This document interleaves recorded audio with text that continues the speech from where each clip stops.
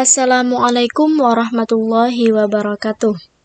Perkenalkan, nama saya Nur Syifa, NPM 30621562283, mahasiswa program studi pendidikan guru sekolah dasar STKIP PGRI Banjarmasin semester 3. Di sini saya akan membacakan analisis, kelebihan dan kekurangan teori pembelajaran pada mata kuliah Teori Belajar dan Pembelajaran. Yang pertama ada teori belajar behavioristik. Kelebihannya, A. Membiasakan guru bersikap jeli dan peka terhadap situasi atau kondisi belajar. B. Melatih unsur-unsur kecepatan, spontanitas, dan daya tahan. Dan C. Cocok untuk anak yang masih membutuhkan dominasi peran orang dewasa. Kekurangannya, A. Tidak semua mata pelajaran dapat menerapkan teori ini. B. Murid dipandang pasif, perlu memotivasi dari luar dan sangat dipengaruhi guru. Dan C. Penerapan metode yang salah akan menyebabkan proses pembelajaran menjadi tidak menyenangkan bagi siswa. Yang kedua, teori belajar kognitif. Kelebihannya, A.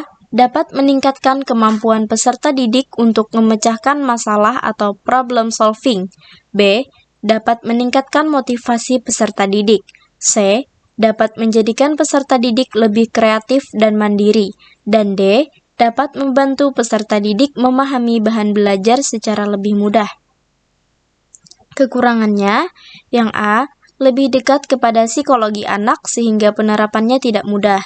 B. Pada teori ini, keberhasilan sebuah pembelajaran tidak dapat diukur dengan hanya satu orang peserta didik saja. Dan C. Teori ini dapat menyeluruh untuk semua tingkat pendidikan, namun cenderung sulit diterapkan untuk usia lanjut. Yang ketiga, teori belajar humanistik.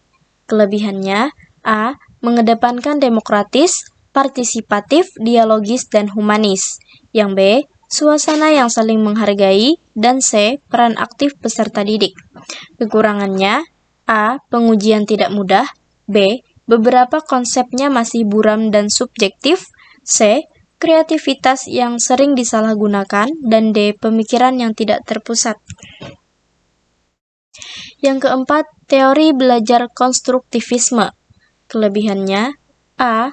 Peserta didik dapat dibina dalam pengetahuan baru, memecahkan masalah, menggali ide, dan membuat keputusan. B. Peserta didik dapat mengaplikasikan pengetahuan baru dalam kehidupan sehari-hari. C. Dapat meningkatkan ingatan dan kefahaman peserta didik. Dan D. Peserta didik dapat berinteraksi dengan baik di lingkungan sekitarnya.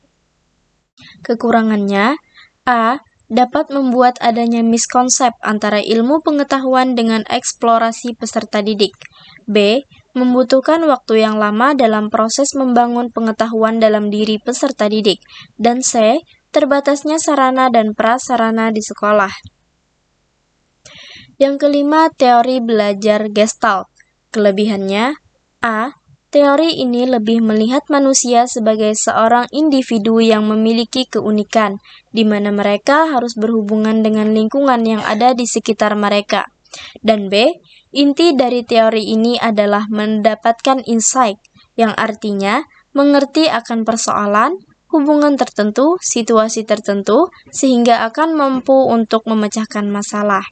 Kekurangannya, A. Dikhawatirkan akan menimbulkan kesulitan dalam proses belajar, sebab beban yang harus ditanggung sangatlah banyak. Dan B. Pemecahan masalah sangat bergantung pada pengamatan. Apabila dapat melihat situasi dengan tepat, maka masalah dapat dipecahkan. Yang keenam, teori belajar kecerdasan ganda. Kelebihan, A. Memberikan sudut pandang baru terhadap pengembangan potensi manusia. B. Membuka kesempatan pada peserta didik untuk kritis dan berpikiran terbuka. Dan C. Menghindari adanya penghakiman terhadap manusia dari sudut pandang kecerdasan atau intelijensi. Kekurangannya, A. Mencampur adukan pengertian kecerdasan, keterampilan, dan bakat. B. Tidak efektif untuk mengembangkan pembelajaran massa atau klasikal karena bersifat personal atau individual. C. Membutuhkan fasilitas yang lengkap. Dan D. Tenaga pendidikan di Indonesia belum sepenuhnya siap melaksanakan teori ini, karena sudut pandangnya masih sudut pandang tradisional. Yang ketujuh, teori belajar sosial atau Bandura. Kelebihannya, lebih menekankan bahwa lingkungan dan perilaku seseorang dihubungkan melalui sistem kognitif orang tersebut. Menurut Bandura, tingkah laku manusia bukan semata-mata refleks atau stimulus, melainkan juga akibat interaksi antar lingkungan dengan kognitif manusia itu sendiri. Kekurangannya, jika manusia belajar atau membentuk tingkah lakunya dengan hanya melalui peniruan atau modeling, sudah pasti terdapat sebagian individu yang menggunakan teknik peniruan ini juga akan meniru tingkah laku yang negatif, termasuk perlakuan yang tidak diterima oleh masyarakat. Yang kedelapan, teori belajar Van Hill. Kelebihannya, A. Kemampuan pemahaman belajar peserta didik lebih baik. B. Kemampuan komunikasi matematika peserta didik lebih baik. Dan C. Bersifat intrinsik dan ekstrinsik, yakni objek yang masih kurang jelas akan menjadi objek yang jelas pada tahap berikutnya. Kekurangannya, A. Seorang peserta didik tidak dapat berjalan lancar pada suatu tingkat dalam pembelajaran yang diberikan tanpa penguasaan konsep pada tingkat sebelumnya. B. Apabila tingkat pemikiran siswa lebih rendah dari bahasa pengajarannya, maka ia tidak akan memahami pelajaran tersebut. Dan C. Teori ini sempit karena berfokus pada geometri saja. 9. Teori belajar sosiokultural Vygotsky. Kelebihannya, A. Memahami zona perkembangan proksimal dapat membantu guru dalam proses belajar mengajar, dan B. Menekankan pentingnya bermain dalam proses pembelajaran sehingga dapat menyatu dengan minat peserta didik. Adapun kekurangannya, terbatas pada perilaku yang tampak. Proses-proses belajar yang kurang tampak seperti pembentukan konsep, belajar dari berbagai sumber belajar, pemecahan masalah, dan kemampuan berpikir sukar diamati secara langsung. Dan yang terakhir adalah teori belajar sibernatik. Kelebihannya, A. Cara berpikir yang berorientasi pada proses lebih menonjol. B. Penyajian pengetahuan memenuhi spek ekonomis. C. Kapabilitas belajar dapat disajikan lebih lengkap. D. Adanya keterarahan lingkungan kehidupan yang sesungguhnya. Dan E. Kontrol belajar memungkinkan belajar sesuai dengan irama masing-masing individu.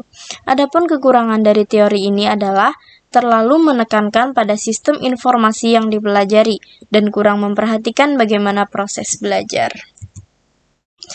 Demikian analisis yang dapat saya simpulkan pada materi kali ini. Terima kasih. Wassalamualaikum warahmatullahi wabarakatuh.